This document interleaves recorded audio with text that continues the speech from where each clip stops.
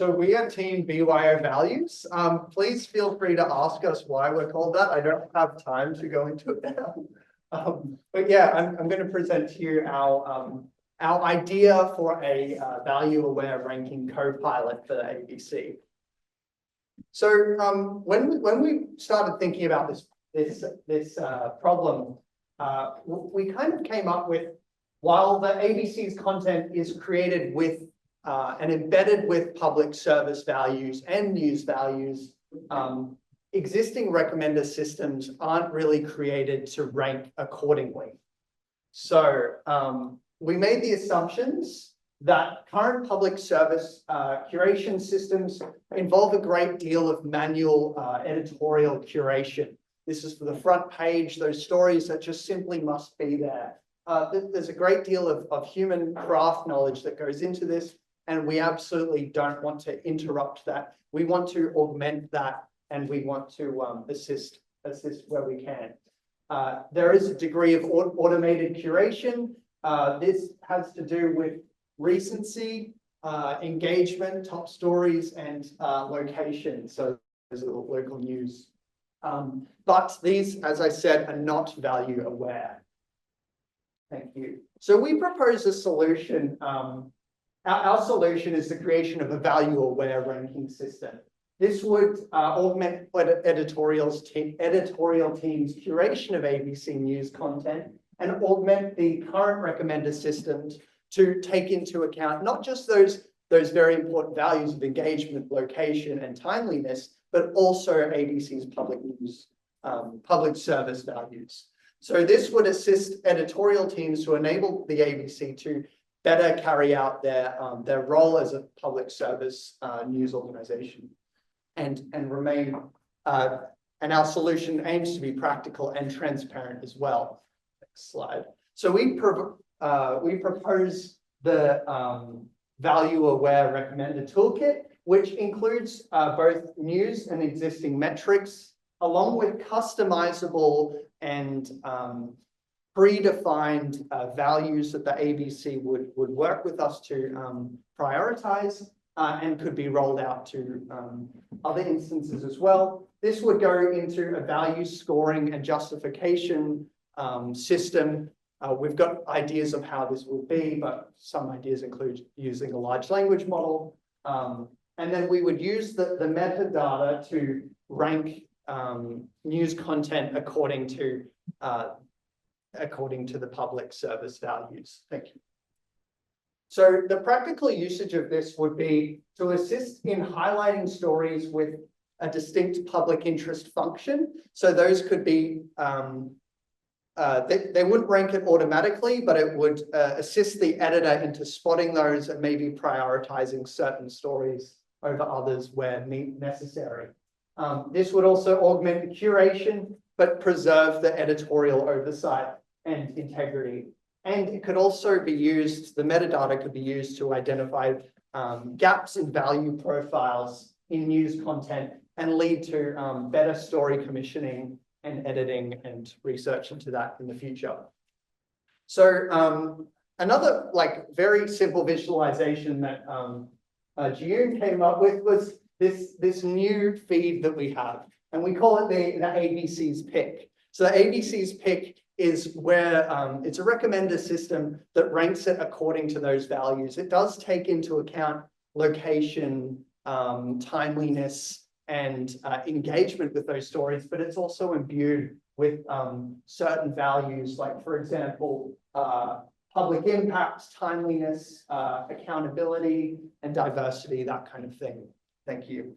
So what we hope to do with, if we win such a great prize, is to develop a prototype of this value-aware ranking system. But we think that our vision goes beyond that. So with $50,000, we would love to create an entire dashboard for the ABC product team. We think that we could do a really good job, but there's always bigger fish. So with $5 million, we aim to create a worldwide fediverse of value-aware recommendation systems for both local and global news organizations. So thank you very much, judges and everyone.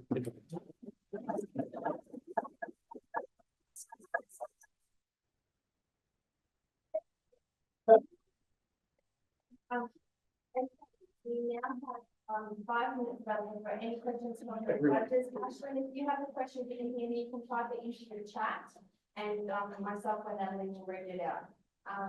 Does anyone from the judges have any questions for the team?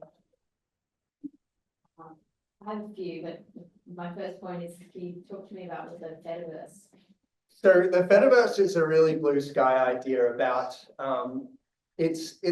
instead of relying on these big social media platforms for news content distribution, we would be creating this value-aware recommender system, rolling this out on a global scale for news consumers. So this wouldn't just be limited to the ABC's content distribution mechanisms, but it would be aggregating, collecting data, and distributing this for various publics around the world. And the sky's the limit.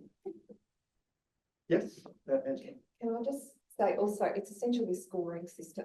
So stories would be given a public service scoring, and the idea eventually is that you know, you could integrate it into an interface whereby with that score you could look at it and look at the breakdown and even enhance its public value interest by looking at the key factors involved with that. You could use a scoring interface on the actual website where people could have a look and understand, well, that's a score, that's the public interest score. And, you know, being transparent in the way that we say, this is how this information is ranked. How we make those tags, yeah. Okay. So there's all various applications for various steps of the editorial process that eventually. I've got a question that goes exactly to that point. So journalists can, what we've seen with some of these recommender systems in the past is that the journalists try to game the system, and so my question goes to that point that you just made around if there's transparency around what values contribute to the score, how would you protect against people gaming the system to try to ensure that their story hits as many of those values as possible and scores more highly perhaps? Yeah, well, as you were saying yesterday, not all stories that appear on the ABC website have that high public interest value. So it's a way to put a structure around news content, but it's not the only structure that a story is gauged on for where it sits on a page or the level of engagement or for how long it might, you know, have life on a site, for instance. The idea too is that with the prototype, we just start with text stories, but, you know, roll it out for multimedia as well. So, you know, audio, video, etc. To stop the journalists from gaming it, I suppose with the ABC's peak thing, you could see certain journalists being elevated above others, which would be a problem.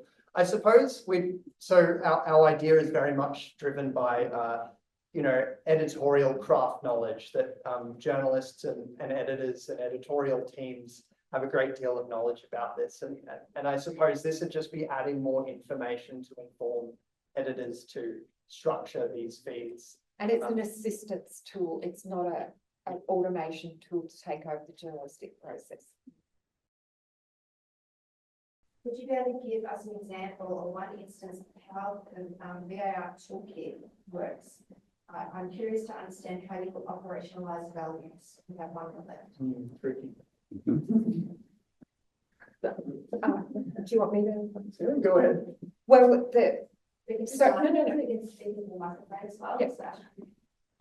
so for now, what we have is we have a certain like a list of predefined value, and that comes the name of our team. So you can also introduce your own, like bring your own values. So with that, you can have like your own definition of each certain value. So we feed that to like machine learning model with the predefined values, bring your own values, like the definition of each value. And then we also have feed the information of the news, like the recency, the timeline, to the model as well. So there are two certain ways. So one way is that we will let the model to, based on the definition of our values, we just let the model to give us a score for each dimension. Or if you want it to be more reliable or more robust, we can also get human involved. So we'll just let human to annotate the score for every single dimension. And then at the end, we'll just let the system to automate it. Overall, we would be working with journalists and these organizations to understand how to detect these values and work on them accordingly. Thank you, everyone. Let's start with the question. Who decides the stories tagged on the public? The editors, the journalists, or the public, or they made the decision together. And now the decision is mainly based on the institution. And we think that adding the public ideas to the decision-making process is important because the civic engagement is the core of the public service. So just to scope down the problem, this is a recommender system pipeline. We are focusing on the finals, that is the last stage, that is the re-ranking stage, just to scope down the problem. And as part of our idea, the stage one is essentially bringing that balance between the editor and the public, right? For this, we basically use a weighting strategy where the editors can set a certain weight. For example, 30% would be the editor's weight and 70% would be the public's weight on each content on the platform. What that weight helps us do is actually re-rank the existing predefined recommendations, but with a higher weight for the public. Now, how do we do that? That 70%, where does it come from? What determines that 70%? That comes from user signals that are captured by the ABC platform. So traditional ones, views, reactions, click-through rates, demographic values, which are engagement, but also considering non-engagement. And this is where the idea of introducing public service values comes in, and that would be our stage two. So we have a demo.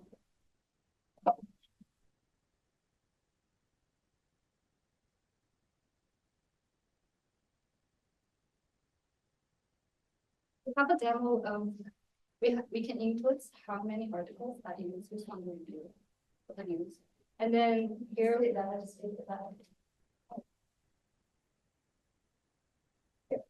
so we can have click on the emojis, which presents the feelings and the sentiments that we want. Yeah. And then we have the emotion distribution.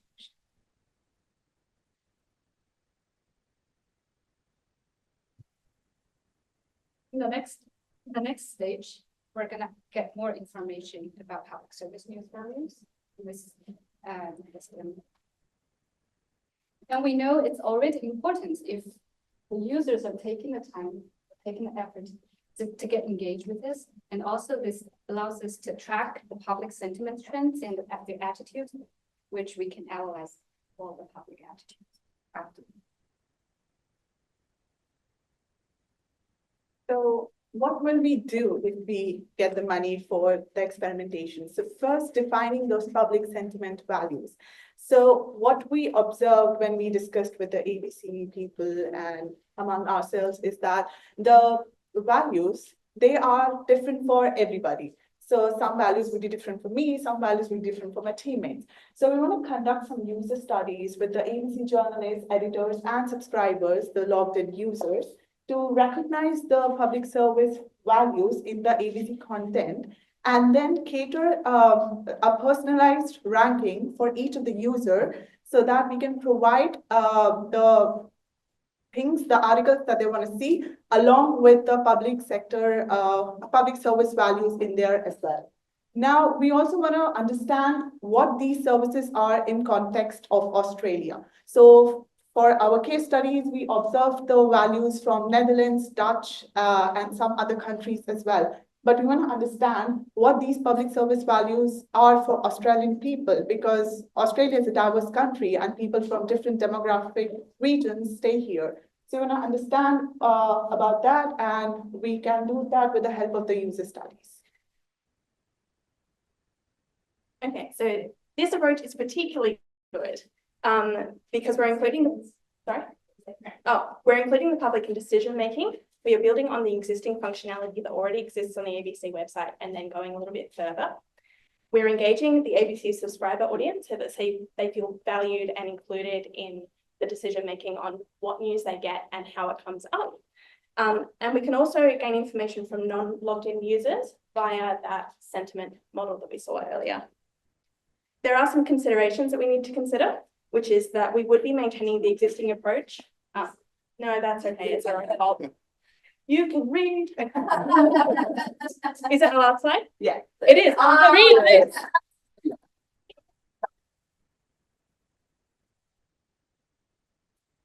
Just leave this up here.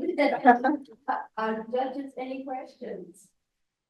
I actually have a question, and that's related to the last line we have here. So based off of the fact that we're getting this information directly from users, it's great because you're able to get the voice of the user in.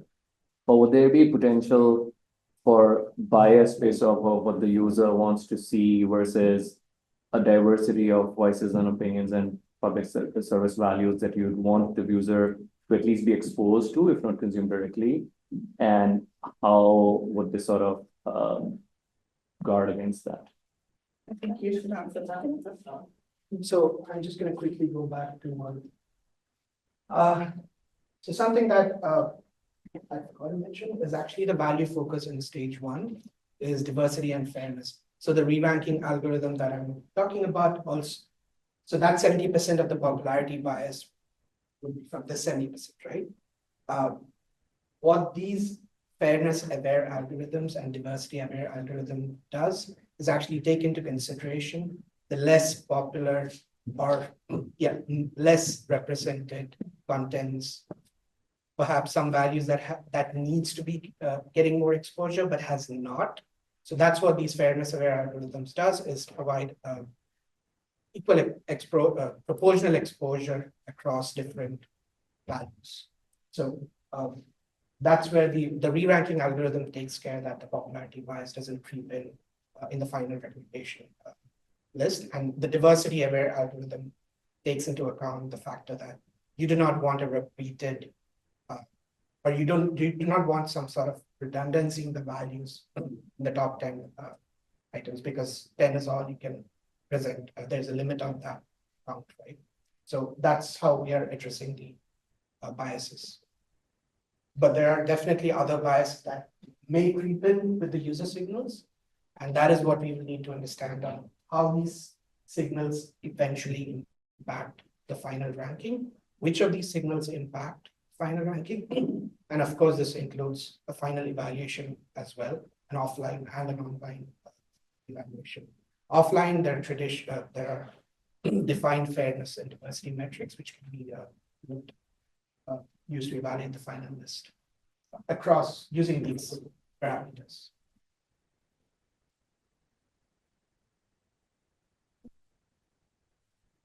I'm just make sure I understand what you're taking through, Sachin. Are you saying that there's effectively three different elements here? There's the weighting that editors have selected, and then there are the user signals, and then that goes through a values focus, diversity, and fairness algorithm to create the final ranking list? Yes, so if you think of it in terms of a UI, the editor sets, if you think of it like a seek bar, sets how much weightage should the editor get, and how much should the public get. That essentially, let's assume it's 30/70. And those weights are, if you think of it as a math problem, if it can be considered as a product of 0.3 with these factors, not these factors, the value factors. Yep. And user-related signals can be a dot product with 0.7, that's 70%. So that's essentially the components that come in and finally decide what the final list. Okay, and then so just one other question. So in terms of that 30%, so that 70% is kind of clear to me, and you've just kind of explained that there are elements that you can apply for diversity and fairness. Just who's making the decisions, or how are the decisions about how the editor decides how to weight a story? Do you have a predefined list of values that feed into that? No, currently we do not, but that is where we are. It's more of weighting the expert and the public. Yeah. So we are assuming that the editor would be the expert in this. But that is an interesting problem. Look at it, there is a check. Yeah, it's about consistency, I think, about, so that all of the journalists are applying the same logic when they're making those weighting decisions, yeah. And in the future, you could also look at how across different values and topics, different journalists and editors have weighted it and eventually understanding the system. Yeah. Sounds like you need a BYO Values dashboard. Trying to get the file on these words. 15 seconds. Ask the question. How would you measure success from this? So what do you measure and how do you figure out, hey, we've been great with achieving our objectives? Too quickly. Quickly, offline metrics. We have defined metrics for these. Online would definitely be an A/B testing stuff. Hi, everyone. So we're Ichiban because we produce the best solution. So I'm Amanda Lawrence and we're part of the team with Sara Lawati. Oh, sorry, dark here. You just had a bit brighter. Sara Lawati, Angel de Paula, Wanyan, and Ben Shaw, who could only come yesterday. Good. So as we know, public service media around the world are experimenting with the recommender systems, but they're struggling to evaluate them. So a study, this example, which came from the Public Service Values recommendation report that we had, showed that although they could trial a number of recommendations, they were actually, due to technical and experimental limitations associated with the test running on a live news website, they couldn't actually run the whole lot. So the challenge with recommender evaluations is that through commercial confidentiality and user privacy means acquiring enough user profile data is difficult. It's difficult to measure the long-term success of recommender systems beyond user clicks. Previous studies have mainly used offline methods. We need a test environment. Observability. How do we know what users are seeing once we have personalization at scale? And we need to be able to test the interactions between recommendations, user preferences, content variables, and user behavior, and then adjust the system. So our proposed solution is to use simulation methods to generate interaction data for evaluation and curation. To just put this in an example, ABC's problem is that they want people to see particular content that they think is important for the user to see. They can still show that content, but they base it on users' profile and interests. And that content aligns with the public values. So we'll give an example. We have two users, Chloe and Kevin. Chloe is interested in politics and Kevin is interested in music. We have a breaking news that's relating to politics.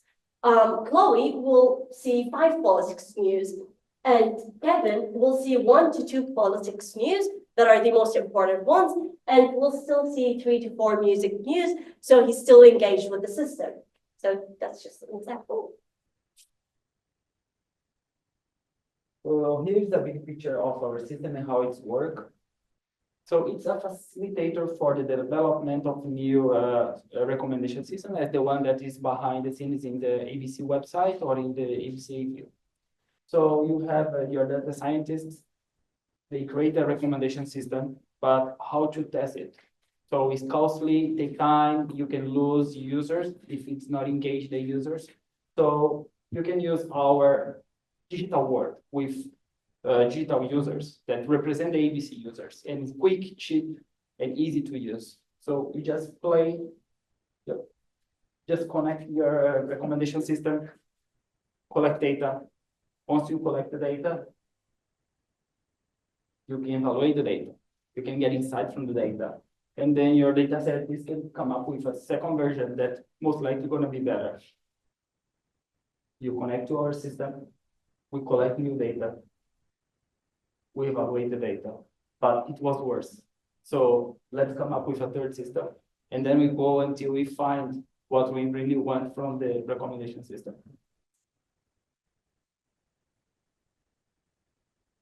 Now I'm going to talk more about the details about our methodology. Our whole system consists of 3 modules. The first is user profiles generation module. The user profiles can be generated by the large language models or any other models that you want to use, or it can be provided manually by yourself. Here's the figure to show how we use large language models to generate user profiles. And here is more readable examples. My teammate used the ChatGPT to generate some user profiles automatically. And these profiles can be used to create our agents. Yeah, so the second module is agent creation module. Based on the profiles that we generated before, we can use large language models or any other models to create agents for next type simulation. So this interaction pipeline is quite similar, just as shown in this figure. It's just use agents to request the recommendation content, and based on this content, the agents can give some feedback, like positive or negative, and so like this. And all this interaction data will be collected for the next step evaluation. Yeah, and this evaluation can help improve our recommender system. There was so much in that, but so after the agent process happens, do you see then that each individual gets a different mix of stories? Because it's a personalized process as well. So each agent is going to have a certain types of characteristics. So I guess if going to be optimized for each one of these special types of characteristics. For example, if you want that certain news, certain piece of news to be seen for people in Victoria, you're gonna look at our generated agents that has this feature they did in Victoria. So I don't know if answered your question. So when you were talking about the evaluation earlier, when you had the first recommendation and the second, how would you, when you say if it's better or worse, what do you mean? How would you work out whether it's better or worse? Okay. Actually, our system just provide a solution for data generation. About the evaluation part, maybe leave it to other group or other. Yeah, our focus is only the data generation. Yeah. Yeah. Okay. But in the example that Sara gave, if you wanted to, we assume that we want the music persons to still get 1 or 2 articles, but are they? Or are they actually getting 5? Are they being flooded by politics? Has the way in which the algorithm has been set up, is it actually providing you with what you thought you were getting? So it would be, the metrics would be testing, is a music person getting, 75% music, 25% politics, or not?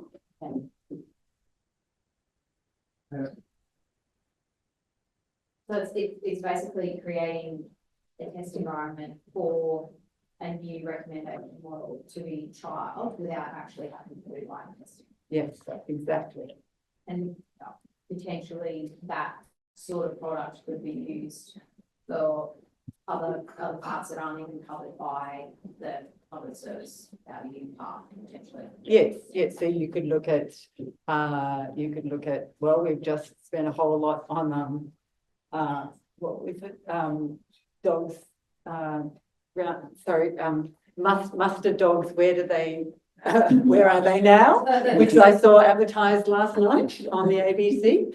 So yeah, you've spent $5 million on mustard dogs, where are they now? That's also something that you are potentially going to need to sort of see is your own advertising kind of going through the system.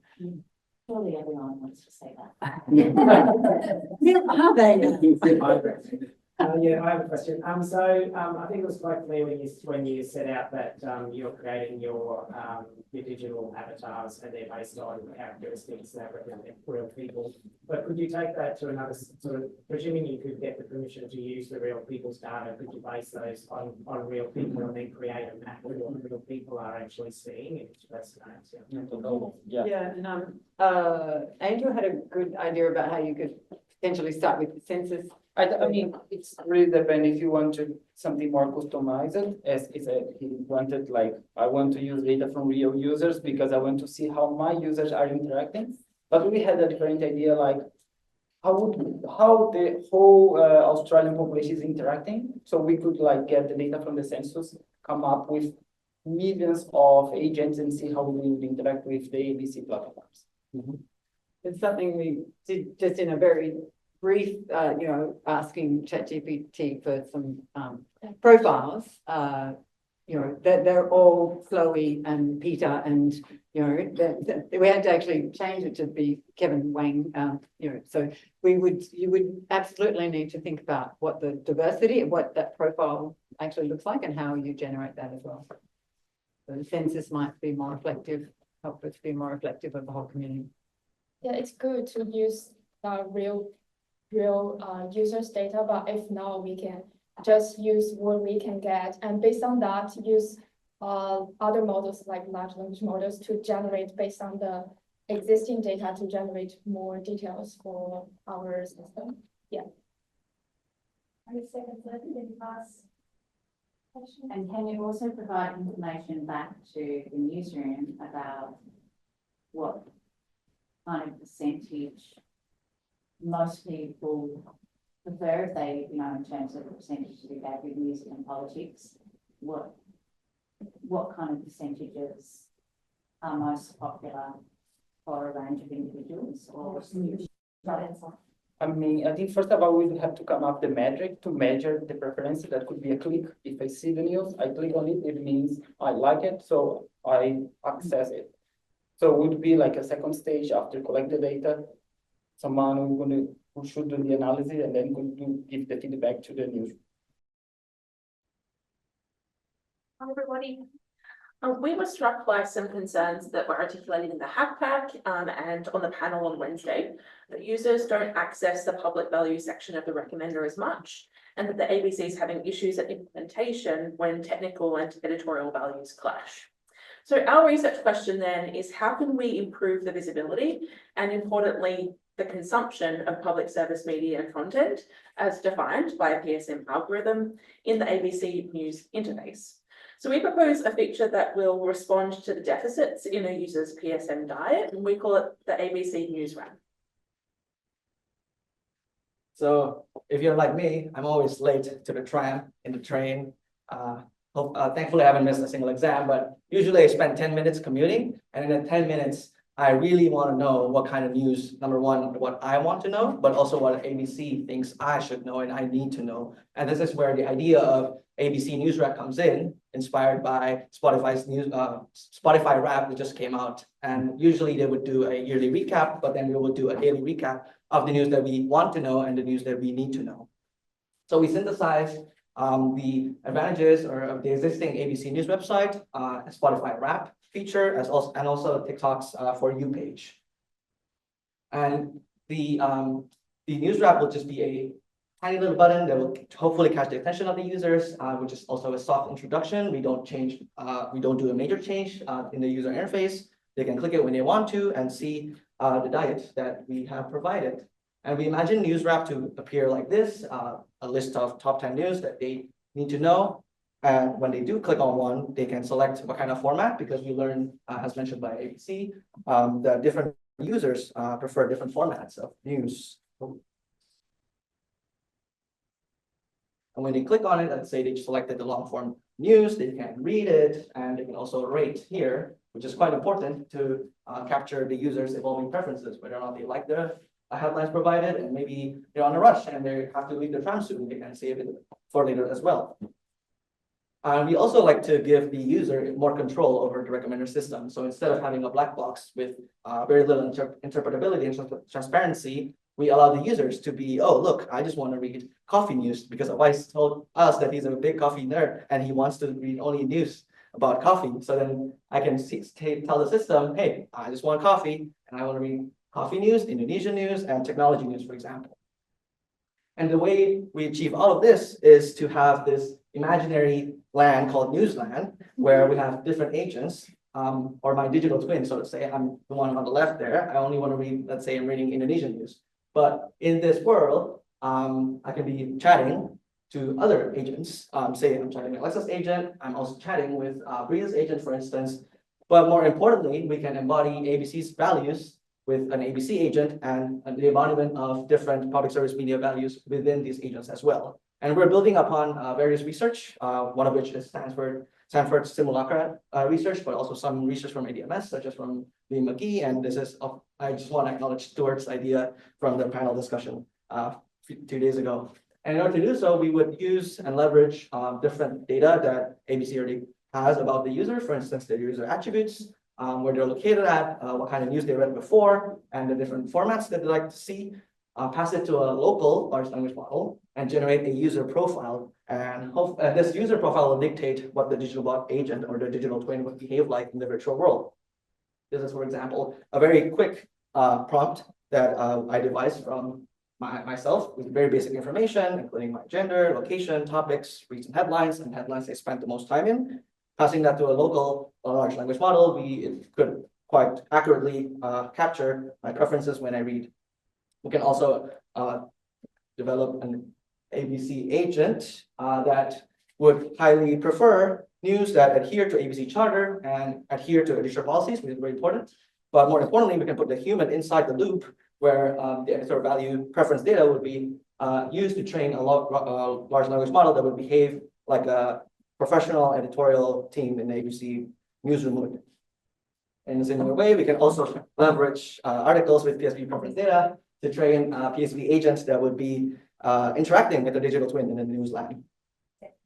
And yeah, to tie this back, this process happens in the virtual world. The user does not interact with this world except through the digital agent. And this happens in the background as I sleep. My agent's already hard at work and I'm still queuing for coffee 5 minutes later. And our pipeline integrates very nicely into existing recommender systems where the ranking is done by the agent. And we also have a PSV informed ranking system that highlights the recency, importance, relevance, and also PSV, while also reducing redundancy and duplication within the news that is shown with the ABC top 10 list. And that's it. Thank you.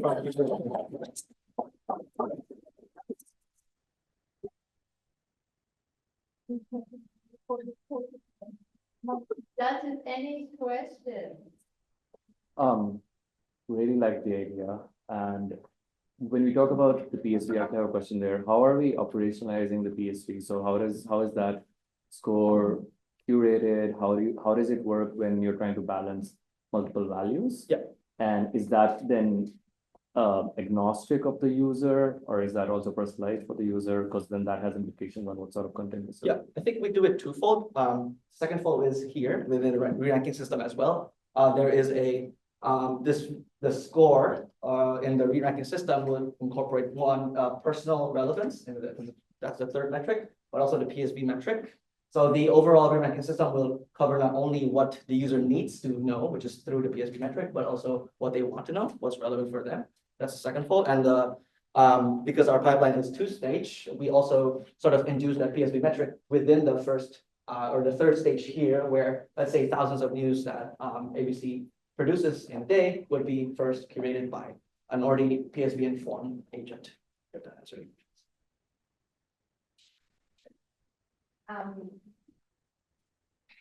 Can allowing user to consider personalization lead to some kind of news avoidance, or does the agents take care of such issues? So news avoidance from selective news consumption.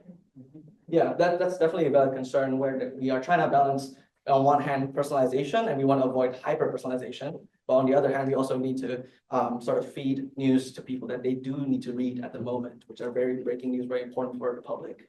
So that is why we, in our second ranking system, we still follow the sort of the weighted sum, and these sum can be manually tuned. For instance, we want to put more importance to PSV, then we increase the value of delta. But let's say the user, of course, has always been trying to talk to the digital twin and say, look, I just want to read news what I want to read, then we would crank up the gamma. So these are all flexible and not fixed in that sense. First of all, 10 out of 10 for speed talking. Also, just so is just to make sure I understand this, if the PSV agent it's looking at all the headlines and giving the headlines of ranking, and then the ranking is what's going into delta in this, and then as you say, you can increase it by 0.75. Yeah, exactly. Okay, thank you. And then just one other question, just in terms of what actually goes into the PSV, what determines. Is that remains a black box that the journalists have to work out? Yeah, at the moment, it is a black box. We assume journalists and ABC has some sort of metric to do that. But I think more importantly, the advantage of our method is that those metrics can be sort of embedded inside the agentic system because they learns also from the different metrics that ABC has as well. So it's very flexible, not only from the user's perspective, but also from the ABC perspective. Just going back to that very first point where you're selecting your format to receive the content. Yes. Is that AI generated based on say Amada, or is that based on ABC already having those pieces of content already to go? It could be, well, both, I would say. If ABC has multiple formats, then they could be all provided by ABC, but we also envision a future where all of the different formats will be accelerated in production through the help of AI as well. And do you see as part of the process that information will be delivered back to the ABC about what audiences are seeing? Exactly. Yeah. Yeah. So how would you see that at the back end? So you mean like the human inside of the, yeah. So this agentic world happens in the loop, and this keeps updated every single time. So let's say in one day visits one cycle, and then ABC gives more feedback on that on the conversation. So simply put, the conversation is dynamic, and that's where the agent learns not only from the user's preferences, but also from what the ABC agent is saying to digital twin. So that's where the human comes in the loop. But also we can, because we have the option to talk to the digital twin. Sorry. The digital twin would be reflecting the signals that the user is giving out. So in that scenario, the ABC agent in Newsland when you're sleeping could be saying, look, I know you're not really interested in what's going on in South Korea, but this has been really important overnight. You're going to be interested in this. Yeah. And that's how it makes its way. Exactly.